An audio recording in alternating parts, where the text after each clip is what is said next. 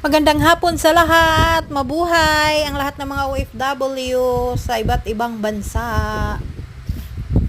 So guys, nandito tayo ngayon sa ating garden. So dito, dyan, sa pwesto na yan, gagawa natin ng kanal. Yes, magkakanal po tayo para sa paghahanda natin ng pagtatanim kung matapos. Kung ano lang yung makayanan natin ngayon. Gagawa kasi tayo ng 2 plot dyan. So, tara, pisahan na natin. Wala nang patumpik-tumpik. Let's go. So, iwanan ko lang kayo dyan.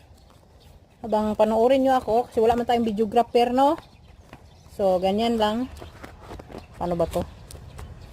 Wala kasi tayong videographer, guys. So, nandyan na kayo. Yan.